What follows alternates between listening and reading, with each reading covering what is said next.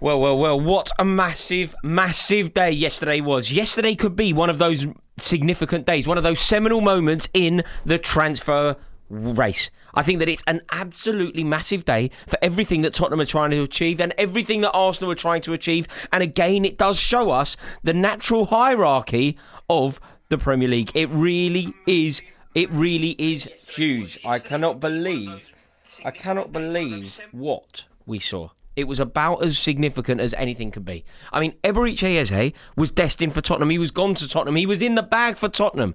And somehow they have fumbled it. Somehow they have made a pig's ear of it. And it is a travesty for what they are trying to achieve. It is an embarrassment for what they are trying to achieve. For Arsenal, it must quite simply feel glorious. Arsenal have signed one of the most prodigious and exciting players in Premier League football currently. Genuinely, let me ask you this question. Who's your favourite player to watch? Like, try and remove all tribalism, all bias. Who is the player that inspires you the most? Who do you believe is the most easy on the eye, the most exciting, the most entertaining, the best footballer to watch? In my opinion, the answer is Cole Palmer. The second best player to watch in the Premier League is undoubtedly Eberechi Eze. Eberechi Eze, in full flow, is one of the most glorious sights in Premier League football. It's one of the most glorious sights, in fact, in world football. When Eberechi Eze picks up the ball, gets moving, moves at pace, moves like lightning, the way that he drops a shoulder, the way that he can use the ball, the way that he's so proven, ready to launch himself into the biggest stage, because that's what Arsenal have signed. And do you know what? You have to give so much credit to the Arsenal board. You have to give so much credit to the ambition being demonstrated by Arsenal. What they have done is so significant because they have gone out and they have signed a 27-year-old, a player who is ready, a player who is ready for the here and now, a player who is proven beyond any measure of any doubt. There is literally no jeopardy around a player like Eberechi Eze doing it and doing it well at Arsenal. He will succeed at Arsenal. You know, with Gyökeres, whether you think he'll succeed or not, we don't know. There is always a chance that he won't. You know, with a player like Gyökeres, Zubimendi, there is always a chance that it will go their way, and I'm inclined to believe, particularly with Zubimendi, that it will go his way. But there's an element of jeopardy. Nobody really knows. You don't know until you know. That is so not the case with regard to what Eberechi Eze is going to bring to this Arsenal team. Like, Eberechi Eze is about as close to being a guarantee as you can possibly find. He is undoubtedly going to succeed. He is undoubtedly an excellent Premier League player, and the significance of a move like this, the significance of a manoeuvre like this, I mean, it's quite frankly worth its weight in gold. I feel like it's a needle mover. You know, with regard to Arsenal's ambition of winning the league, Arsenal's ambition of actually getting something over the line and winning a league title. This is the kind of signing that does it. Whether they win the league or not, this is the kind of aspirational signing that potentially takes Arsenal to a Premier League title. You know, all of the nonsense that we've seen Arsenal do in the transfer window over recent years. You know, I was very cynical about when they decided to sign Kai Havertz. I was very cynical about when they decided to sign Noni Madueke. Because I don't believe that those signings are needle movers. I don't believe that any of those players that I was mentioning there actually change the dynamic of Arsenal. I don't even believe that Noni Madueke elevates Arsenal. I really don't. This is different. A 27-year-old who won Crystal Palace and FA Cup, a lifelong Arsenal fan, an intelligent, erudite human. Like, have you ever listened to Eberechi Eze speak? Have you ever followed his journey? He isn't a typical footballer. You know when most footballers are dopes and dunces and they're off at one of those like beach clubs in Marbella or whatever it is, right? One of those beach clubs in Ibiza, sitting there with a load of dopes, like bringing out those like words written, champion, and they've got all these girls in bikini. Like, Eberechi Eze ain't part of that dopey crowd. He's not into that. Eberechi Eze is clever, switched on, intelligent. Like, he is going to chime with Mikel Arteta. Like, do you know what Eberechi Eze did in the summer? Listen to this. This is madness. Do you know what Eberechi Eze was doing when all of the dunce footballers were in Magaluf? He was winning a chess tournament. He loves to play chess. He decided to compete at the very top. He decided to test himself against the best chess players in the country and the world, in fact, in an international tournament. And he won it. 25 grand he won. He actually won it. So signing a player like Eberechi Eze, I think it's the needle mover. I didn't believe that Arsenal were going to win the league. I didn't think that they were favourites for the league. I've predicted them to win the league in the last 3 seasons and they finished second. This year, I felt like Liverpool had just got too strong and I felt like Arsenal's manoeuvring in the transfer window wasn't strong enough. Liverpool won the league by, 10 points last season. They were 10 points clear last season. And I didn't believe that the work that was done by Arsenal in the transfer market was enough to equalise those 10 points and take it beyond. You then look at the work that Liverpool did in the transfer window. They were already the best team. They improved better than anybody. They made marquee signings. It felt to me that Arsenal had regressed. This changed everything. This absolutely changes everything because think of the impact on the team. Think of the player that Bukayo Saka is. And by the way, if you don't believe that Bukayo Saka is a world-class player, I can't talk to you. I mean that with all due respect. I appreciate that football's about opinions and whatever else. But if you honestly do not believe that Bukayo Saka is a genuinely world-class player, then I basically don't know what to say to you. But after that compliment that I've given to Arsenal there, I would probably stop with regard to the attacking options of labelling anyone else in the Arsenal front line world-class. I think that Eberechi Eze is a potentially world-class player. And suddenly, think of the player that Bukayo Saka is when every single defence focuses on him. Every single defence doubles up on him. Every single opposition manager tells their team, watch Saka, focus on Saka, double up on Saka, nullify Saka. It makes Saka's life very difficult. Suddenly, however, it isn't that. Suddenly, you cannot simply focus on nullifying Saka because Eberechi Eze is in the team. Eberechi Eze is probably on the other wing. Do you think that's right? Is that where he's going to play? Like the other impact that Eberechi Eze could have to this Arsenal team, it's actually huge. Because Martin Odegaard's a wonderful player. And you know that clip pass that he played through against Manchester United the other day? Played a clip pass through to Saka, in fact, and it was ended up, I think, Ligt deflected it over for a corner. When he's on form, Martin Odegaard, he's a wonderful player. A brilliant player. One of the best in his position in the world when he's on form. But when his form dips, Arsenal didn't really have anybody to rival him for the position. Arsenal didn't really have anybody to inspire him to play well every week because his position in the team was basically guaranteed. You know, over the years, they've had other players that can kind of play that creative role, but you're looking at, I don't know, Fabio Vieira. It's not inspiring.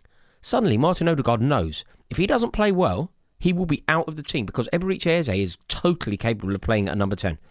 And I think that you could almost say that who's a better player right now? Get into the angle. Let me go into the chat, see what you're saying. Who's a better player right now, number 10? Eberechi Eze or Martin Odegaard? I think there's a Rizzler paper between these two. Like, I don't think that it's obviously anyone. But let us go into the chat now and see what you're saying. Do you believe, just write Odegaard, or do you believe that it is Eberechi Eze? I'm inclined to say that Eberechi Eze is a better player than Martin Odegaard already. I don't think there's much in it, and I think that the world that Mikel Arteta will want to live in is the pair of them in the same team, playing off one another. Look, I'm going to do a poll. The poll is up. Who do you believe is the better player here? Like, I am inclined to say that Eberechi Eze is already a better player. I think that Eberechi Eze is more proven. I think he's definitely more of a big game player. Eberechi Eze all day long. Eberechi Eze greater than Odegaard. Eze is good. Also has that physical presence. Eze has a better mentality. Odegaard and Eze and apples and oranges. I mean, that's not true. They're very comparable footballers. They have a very similar responsibility in the team. And, of course, they go about it in a different way. But, obviously, there is an overlap in terms of the way that they approach the game. I think that it's universal here. Not quite unanimous, but universal victory. Eberechi Eze securing 63% of the vote. 63% of the vote has gone to Eberechi Eze. Eberechi Eze is a better player. So think about what that should do now to the Arsenal front line. Think about the elevation that should deliver to the Arsenal front line. Because Bukayo Saka is untouchable. So Bukayo Saka does what he does. Eberechi Eze and Martin Odegaard linking up all behind Victor Gyökeres. If Victor Gyökeres is to be the player that Arsenal need him to be, that's a title-winning team. That is a team totally capable of winning a league because Arsenal already had the solidity of the back line. Arsenal already conceded less goals in the league last season than Liverpool. So the team that won the league, the team that were the best team in the league, the team that conceded a decent amount, but the team that ultimately won the league by, 10 points? The best team in the country last year, Arsenal already had a better defence than that team. So it now gets into the position where Arsenal already had a better defence. They now need to rival. They now need to do something going forward. They now need to have an impact going forward. They need to score more goals. They need to find a way, not necessarily past the Man City and the Liverpools. They were fine against them. They accrued a lot of points against their major rivals last year. They were fine in the big games. It was the other games where they let themselves down. It was the other games where teams came with a low block and a mid block, and ultimately, Arsenal didn't really have any answers. They lacked spark. They lacked ingenuity. They got desperate. They started launching it to Mikel Merino. They started trying to win throw-ins, trying to win corners, because they didn't have enough unpredictable creative spark. If you were to describe Eze, unpredictable creative spark, isn't that who Eberechi Eze is? That is almost exactly what Eberechi Eze represents. That is who Eberechi Eze is, isn't it? Like, Eberechi Eze is a creative spark. And the fact that he is now at Arsenal and the nature of him landing at Arsenal, I think these things are very significant as well. You know, when you sign a player and you effectively get one over on someone else, like, the player is already coming in with a hero's welcome. The player is already an icon. The player already matters so much. You already adore the player purely because of the connection that you have and the way that he landed at your club. So I think that he's already going to arrive to a hero's welcome. It's a statement signing for Arsenal because do you know what Arsenal did? And it's so important to do this. And, you know, Arsenal have done it here. Liverpool have done it massively. You have to throw your weight around. You have to throw your might around. Arsenal are a bigger club than Tottenham. Arsenal are a more successful club than Tottenham. Arsenal are a more rich club than Tottenham. Arsenal have a better history than Tottenham. Arsenal are a more significant club than Tottenham. And sometimes what you have to do is remind everybody of the food chain. And Arsenal have basically gone and done that. Eberechi Eze was a Tottenham player. Like, it was done. Tottenham were so confident that they'd got this over the line. And they have fumbled it. It was a tap-in. It was a tap-in at the back post. Lionel Messi had jinked round everybody and given you a tap-in at the back post. And you have fumbled it. It's Ronnie Rosenthal hitting the bar at Anfield. It's one of the biggest... It's Fernando Torres going round David De Gea in front of the Stretford end and somehow missing. It is one of the most glaring misses that has happened. And I've been very complimentary about Tottenham of late. But how they have managed to fumble this, I really do not know. It's an appalling piece of conduct from them. If you think about quite how they have gone about their business, they were in a one-horse race. Like, when was James Maddison injured? How long ago? 3 weeks? That news came out 3 weeks ago. So they've known that they were without Maddison for about 3 weeks. When did they realise that they weren't going to sign Morgan Gibbs-White? Probably another 2 weeks before that, maybe we'll call it a month ago, Gibbs White, and we'll call it 3 weeks ago. So 20 days and 35 days. They knew they weren't going to get Gibbs White 35 days ago. They knew that they weren't going to get James Maddison 25 days ago. They've had 25 days head start to sign a player that Arsenal didn't want, a player that Arsenal deemed surplus to requirements, a player that Arsenal, wrongly in my opinion, but a player that Arsenal had decided they weren't necessarily even going in for. And they've lost it. They have lost out on the player in these circumstances. And I am afraid that is the very definition of Spursism. Whatever the ideology of Spursism actually is, whatever the ideology of Spursism actually represents, this is it. This is it. You know, when they finished third in a two-horse race, they finished second here when they were the only team going for the player. It was a one-horse race. Eberechi Eze was only going to Tottenham. Tottenham were the only team that was seriously pursuing Eberechi Eze, wrongly. But the facts of the matter are that Tottenham were the only team that were pursuing Eberechi Eze. And somehow they have fumbled it. And not only have they fumbled it to their biggest rival. And it is such a bitter blow for Tottenham, but such an amazing... It's like a double-edged sword. It's as good for Arsenal as it is bad for Tottenham. The statement, the lift that the Emirates will have. Imagine when Eberechi Eze is announced at Arsenal. Imagine when the PA announcer reads out Eberechi Eze and he walks out and he does his thing around the Emirates. Imagine the buzz. Imagine the songs about Tottenham. Like we sung about Willian turning down Tottenham. We sung about it for 15 years. Still sing about it now. Like Willian was a Tottenham player. It was in the bag. He had signed for Tottenham. We made it our thing. Every time we would sing about Willian, we would sing that he hates Tottenham. We would sing that they got him over. They paid for his flight. He was a Tottenham player and Willian chose Chelsea. Willian saw the light. The song goes, Willian saw the light. We had 20 years out of that. Like, we will sing about that for another decade, another 2 decades. I imagine my grandchildren will be singing about that. And now Eberechi Eze in a more significant way, because he's a Londoner, because he knows that, like, on some level, you could maybe rationalise that Willian, when we used to sing Willian hates Tottenham, he probably didn't hate Tottenham. He probably hated, I don't know, Gremio or someone. Whereas Eberechi Eze probably actually does. He actually does hate Tottenham. And he has decided to not sign for Tottenham. And, I mean, it's appalling. But Arsenal, got to give them a lot of credit here.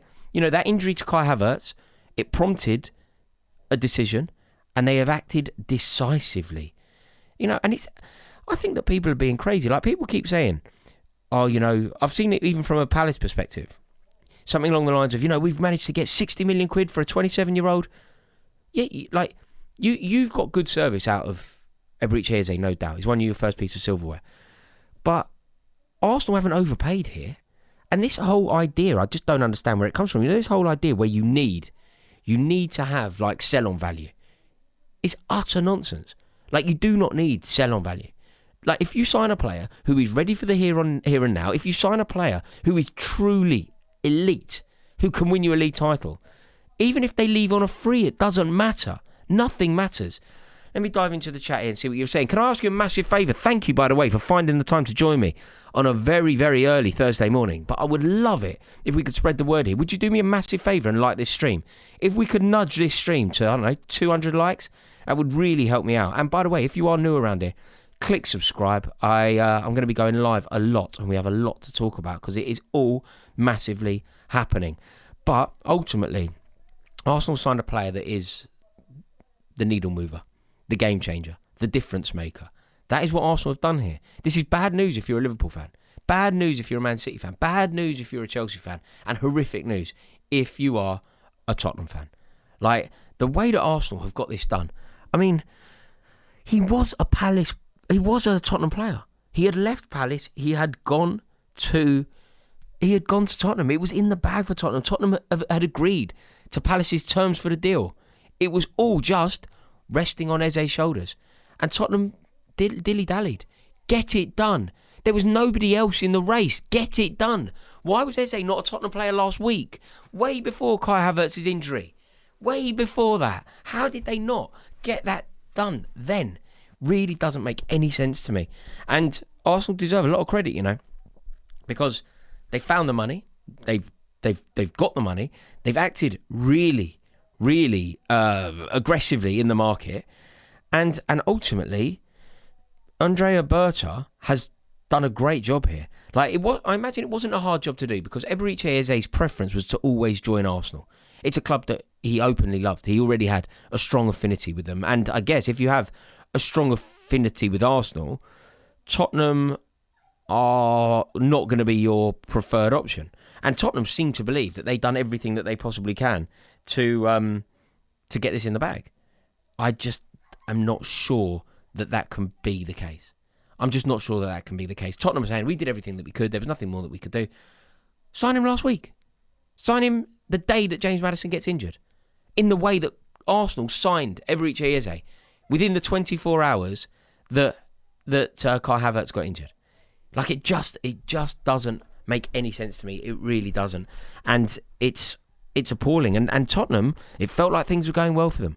It felt like everything was going well for them. In fact, it felt like there was a new era of Tottenham. It really did feel that way to me. I don't know if you would agree, but there was a time where I thought Tottenham were not a serious football club. I mean, for 20 years, it really did feel like they were not a serious football club. But all of a sudden, they won in Europe. They won in Bilbao. They beat the great Manchester United in Bilbao. They got Thomas Frank in, correct decision. They got rid of Postecoglou, correct decision. They signed Mohamed Kudus, excellent decision. They signed Paulinho, excellent decision. They nearly signed Gibbs White, and it wasn't their fault. They didn't, excellent decision. The Frank signing, again, got to acknowledge quite what a good appointment that is. Excellent manager, Thomas Frank. Proven, safe, stable, exactly what Tottenham need. And now this. They're completely back to square one.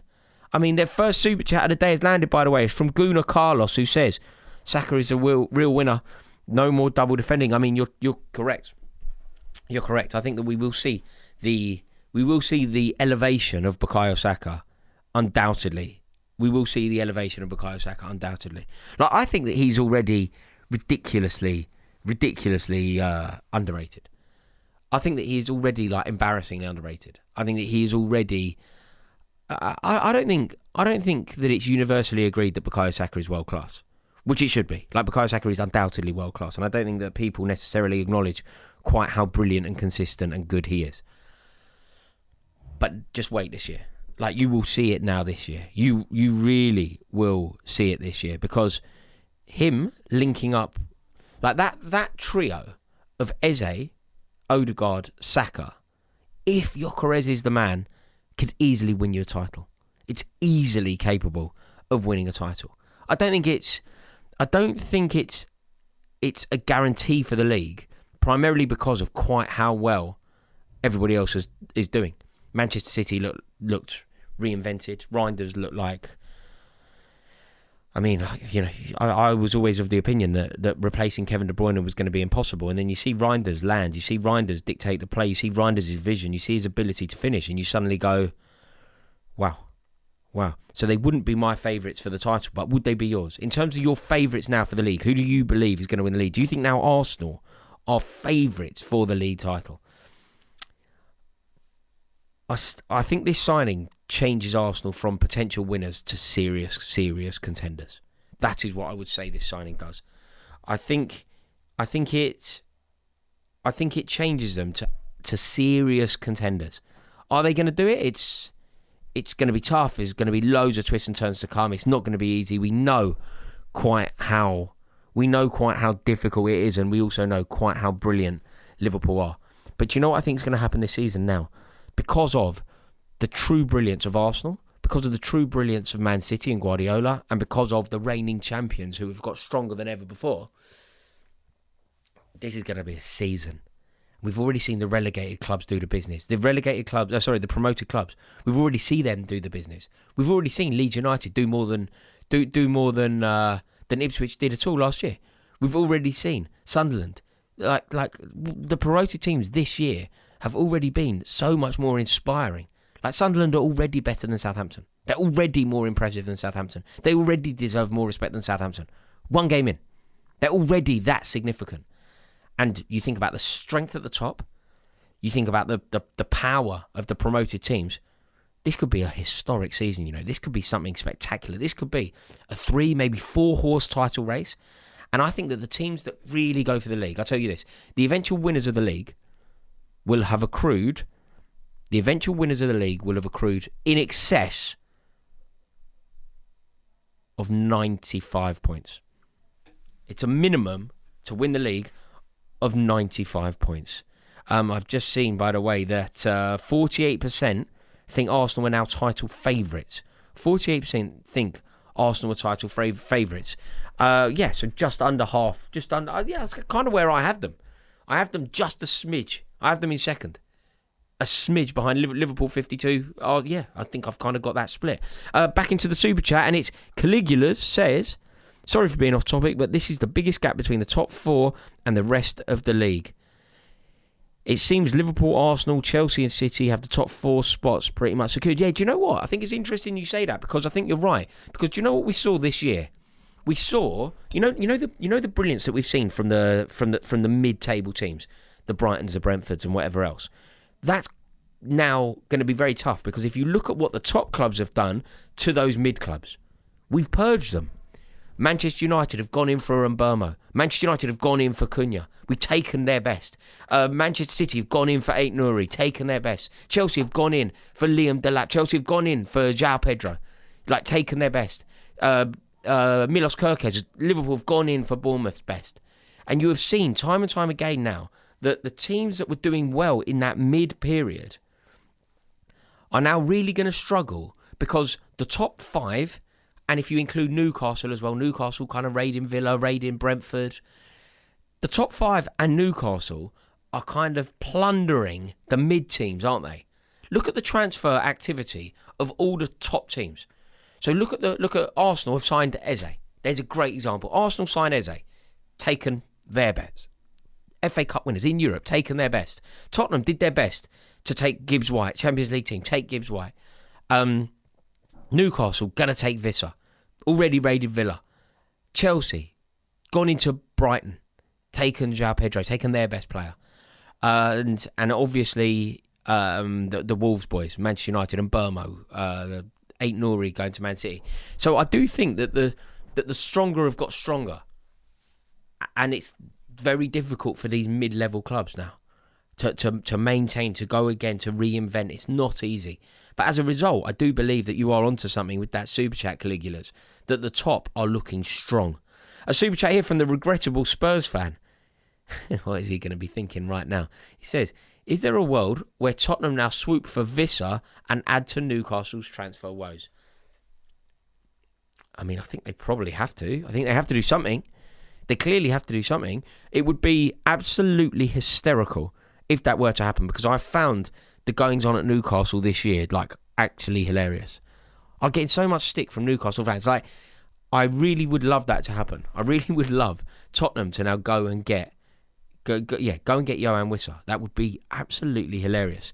But I don't even think that can help. I don't even think that can really help Tottenham in their terrible situation. Nothing is gonna fix this for Tottenham. Even if they go and sign Visser, this is still a terrible day for them. And it is still a momentous day, a huge day, an exciting day for Arsenal. Because it's one of those days where things change. You know, when you get those moments in the league, and look at what it's done to Tottenham. Everything felt like it was going so well. The signing of Kudus, the signing of Paulinho, the new contract for Romero, obviously missing out on Gibbs White, but Eze would kind of make up for that. And now look at what's happened. Back to square one. I think that, weren't they, do you know the other thing that Tottenham have done? Didn't they talk about Richarlison leaving? So not only have they kind of not got the player, but they've actually kind of indicated to the player that they do have that they were ready to let him go to Palace to free up the funds. But do you know what? I'm now thinking about it. I think that they have no choice but to go for Visser. I think that they basically have no option but to now go for Yoane Visser. I just can't believe that sort of deal-maker extraordinaire Daniel Levy has allowed it to come to this. Daniel Levy has allowed this to happen. And I just can't believe it. It's borderline incompetence. They were literally the only team in the pursuit of Eberechi Eze. And now this has happened. Steve Holmes in the Super Chat here says, by moving so rapidly for Eze after Kai Havertz's injury, do you think that the board have all but acknowledged that Arsenal have to win something this year? Yeah, I think there is a need for Arsenal to win. It's difficult, this, isn't it, Steve? It's a great question, but the reason why it's difficult is because when I say something like this, everybody knows that I'm biased against Arsenal. I don't want Arsenal to win the league. So when I say I believe Arsenal need to win a trophy, I believe that this team, this brilliant team that they've assembled, needs a defining moment. It needs to be invincible. It needs to be Centurion. It needs to be title winners. It needs to be even a cup, just a defining moment. But as soon as I say I feel like Arteta needs something this year, 6 years in the job, it's a long time. By modern day standards, that is absolutely ages. And when I say that, Arsenal fans seem to get quite frustrated with me because they seem to think that I'm putting pressure or I'm doing my best to put pressure. And to be totally frank, I'm not. I concede that Mikel Arteta has done a wonderful job at the club. I agree that Mikel Arteta has turned Arsenal from being a joke at various points into a serious club. The only way that I can demonstrate it, the most honest answer I can give you here is, 3-4 months ago, I was genuinely terrified that Arsenal were going to win the European Cup. You know when Arsenal beat Real Madrid home and away? When Declan Rice scored those free kicks? When Bukayo Saka was dinking Thibaut Courtois in front of the Galacticos? I truly believed that year that Arsenal were going to win the European Cup. Now, I haven't truly believed that Arsenal were going to win a European Cup since about 2004, 2006. I haven't actually had any sleepless nights about Arsenal winning a European Cup for 20 years. Last year, I had them again. And that is full testament to Arsenal. That is full credit to Mikel Arteta. That is a huge statement of what Mikel Arteta has done. So I admit he's done really well. But I also have to admit that if he doesn't win again, people will start asking the questions. You will look at the money spent. You will look at the time that he's had. You will look at the amount of teams that have won the league since he did it. And you will say, maybe he's done a great job, and it isn't about being sacked, but maybe they'll move him on. But equally, if he wins a league, he becomes immortal. If he wins a European Cup, they build a statue of him. So it's all there for him. And the Super Chat has just landed here that says, it's from Udayan. It says, how crucial could Eze be in the title race? I believe that Eze in the title race could be the difference maker. You know, when you think about critical players in a title race, who's going to win their team the league? Mohamed Salah could win his team the league. Erling Haaland could win his team the league. Bukayo Saka could win his team the league. Eberechi Eze could win his team the league. I can't say it any more glowingly than that. I put his name in the pantheon of greats that I've just said. If Man City win the league, who's played well? Haaland, Reinders, Stones. If Liverpool win the league, who's played well? Gravenberch, Van Dijk, Salah, Wirtz. If Arsenal win the league, who's played well? Raya, Gabriel, Rice, Saka, Eze. That's what it will be. If Eze has a good season, Arsenal could win the league. I think that he's a defining player. Like when Chelsea would win the league, if Drogba had a good year, we win the league. Lampard had a good year, we win the league. If Eze has a good year, I think they win the league. Caleb Morris in the Super Chat says, the only issue is Visser isn't the same style player. I know he isn't the same style player, but you need attacking options. You need goal scoring. You need threat. You need ammunition. And Thomas Frank will know Visser very well. He will know how to get the best out of Johan Visser.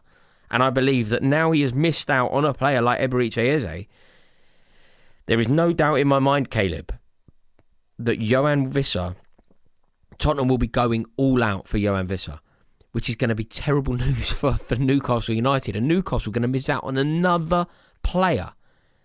Very, very possibly. But looking at it strictly through an Arsenal lens, I now believe that Arsenal basically couldn't do any more. You know, when you've looked at various years, various transfer windows for Arsenal, I mean, this time last year, we were saying about the lack of striker. They needed a striker for such a long time. We were very snide about the Kai Havertz deal. When he went in, there were always holes in the squad. There were always areas where Arteta hadn't been backed. When you look at this team now, this Arsenal team, they've got the best keeper in the league.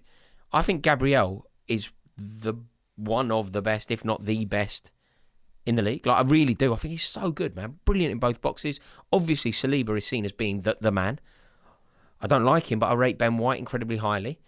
The midfield, they've replaced the outgoing players with the likes of Zubimendi. Mikel Merino is in there to add depth. He's there as an option. He's a bit of a utility player, which is a gift for Arteta. Then they have the Stardust that wins you the league. They have the spine and the Stardust. That is the recipe for genuine success. That is the recipe for winning the league. So I think that this is the first time that Mikel Arteta actually has everything that he needs. I think that Mikel Arteta actually has at his disposal everything that he needs to win the league. The only thing stopping him now isn't necessarily himself, because he will accrue a very successful and respectable points tally. There's no two ways about it. There's no doubt in my mind that Mikel Arteta will take Arsenal to above 85 points. The question is, will 85 points be enough to win the league? I don't think it will, which is why there is a title race, because there are three teams all capable of accruing more than 85 points. Liverpool are obviously capable of accruing more than 85 points. Arsenal are obviously capable of accruing more than 85 points. And Manchester City are obviously capable of accruing more than 85 points. And this is why I believe that it could, when they nudge each other on. Like, when it was Man City, Liverpool, 96, 97, 98. The reason it was 97, 98 was because they both nudged each other on. They forced each other to be better, win, win, win, win. And I think that we could have that three ways this year. I think that we could have three teams going for the league, which means we could have three teams all getting 90 points, which means it is going to be a classic season. And I'm already buzzing by it. I'm already excited by it. You already look at what's going on. You already look at the way that the table is forming. You already look at the promoted teams. So I am incredibly, incredibly excited by this season. Caligula's is back in the Super Chat and has said, it seems Arsenal have an offer of 80 million for Martinelli from Saudi Arabia. If they cash in and buy Rodrigo with that money, it will be a great title race. Caligula's, it sounds greedy. Sounds very greedy. Look, don't get me wrong. I think undoubtedly that there is undoubtedly a world where you need Rodrigo. You need Rodrigo in the way that everybody needs Rodrigo. But I think that Arsenal are capable of winning a league with or without Rodrigo. Like, Rodrigo possibly changes everything. Rodrigo has the ability to make you favourites. Rodrigo coming into Arsenal could actually elevate you to a totally different level, totally different paradigm. Because not only does he come in as a wonderful player, but he comes in as a true, proven winner. Can I ask you a massive favour, by the way? We need to talk about Rodrigo more, but before we do, if you haven't liked this stream, will you please do me a favour and like it? Really helps me out. And if you would be kind enough now, we might be able to nudge it over 500 likes. If 150 of you or so would like that stream, it would really, really help me out. Thank you very much. But back to Rodrigo. The one thing that this Arsenal team are potentially lacking is winning know-how, the nous that comes from winning. And I think you could say that maybe the club don't really know enough about winning. The club historically do. Look, I know, Charlie George knows how to win at Arsenal. Herbert Chapman knows how to win at Arsenal. Dennis Bergkamp knows how to win at Arsenal. Robert Pires knows how to win at Arsenal. David O'Leary knows how to win at Arsenal. Liam Brady knows how to win at Arsenal. But Bukayo Saka, brilliant player, doesn't. Declan Rice doesn't. William Saliba doesn't. Rodrigo coming in.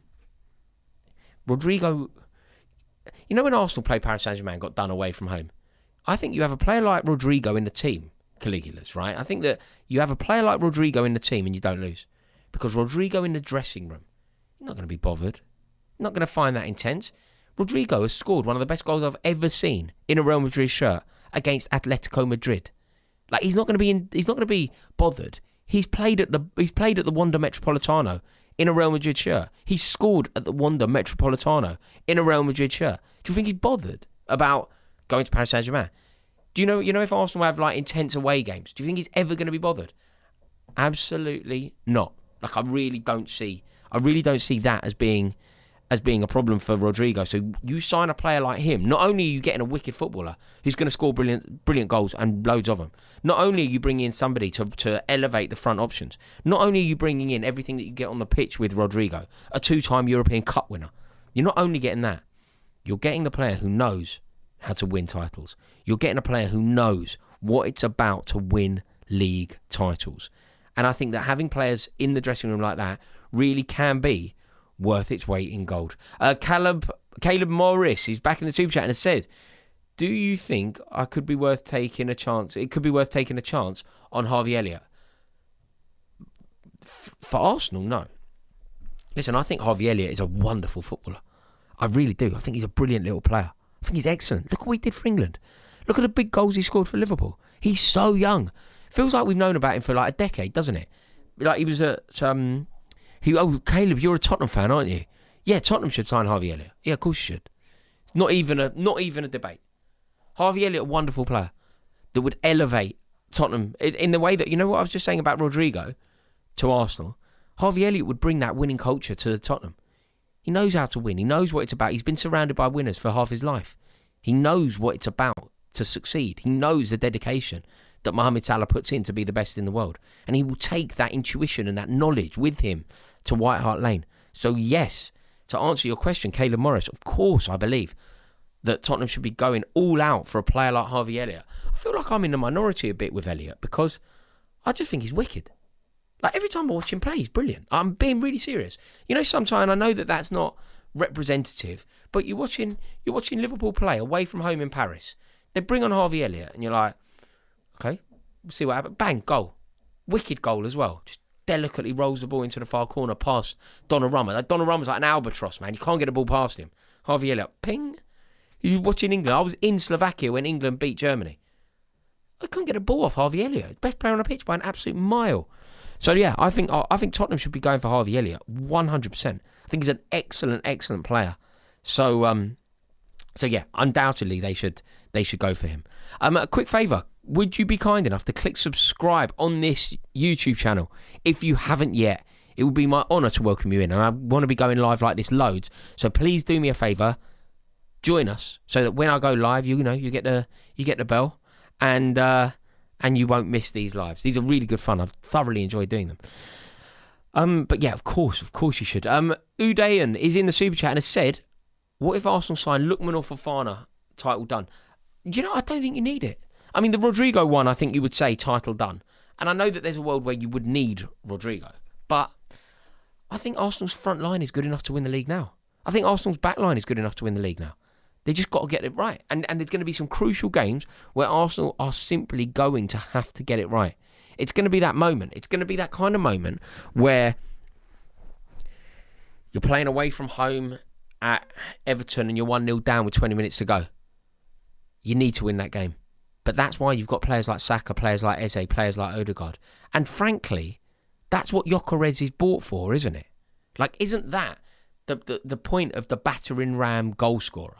Just somebody who can like put the ball in the back of the net. Sometimes, you know, like I created a dream team recently, and I was talking like crazy, like literally the best team of all time. So you could go up front.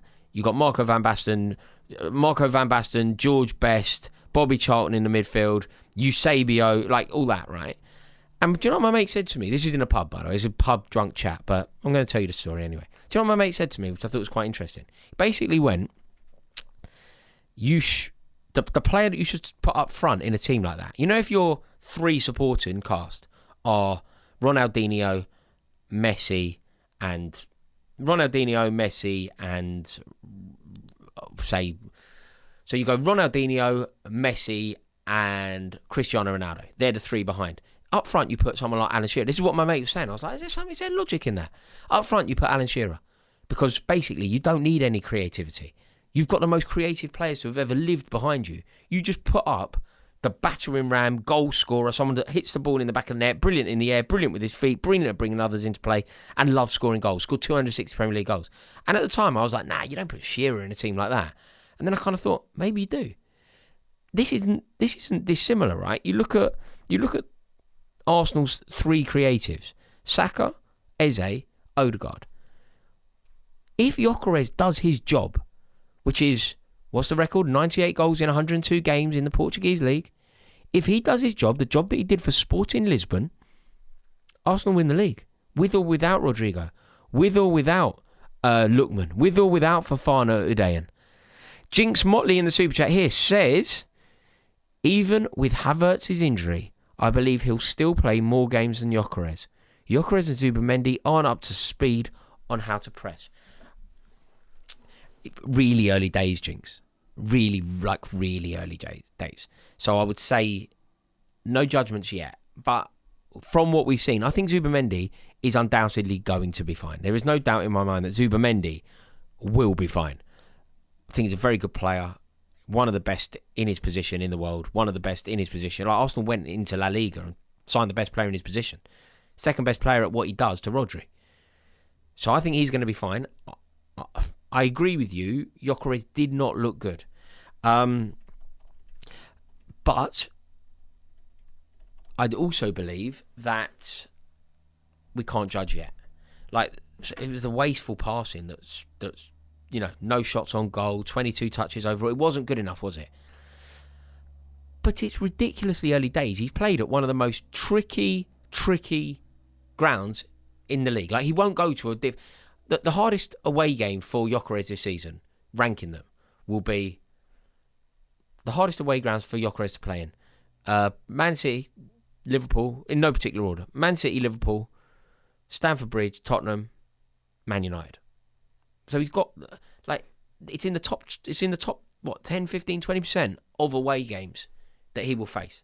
And he's got it out of the way. And yet it didn't go well. But Jinx, I think that we have to be fairly supportive in terms of, like, just giving him time. Because I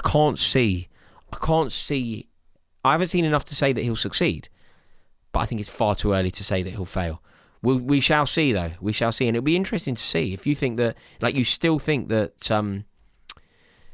with Havertz there, with Havertz injured, he'll still feature more. But yeah, very, very interesting. Caleb Morris in the chat says, I'm a Liverpool fan, which is why I'm surprised he isn't in the mix for Tottenham after missing out on Eze. I think he's a proper talent. Yeah, Caleb, there is no doubt in my mind that Harvey Elliott should be going to Tottenham. I think he's a brilliant player and he should be playing in the Champions League. He's a little bit unfortunate, Harvey Elliott, because he basically is good enough to play for every single team in the Premier League apart from the one he's at and the two others that wouldn't sign him.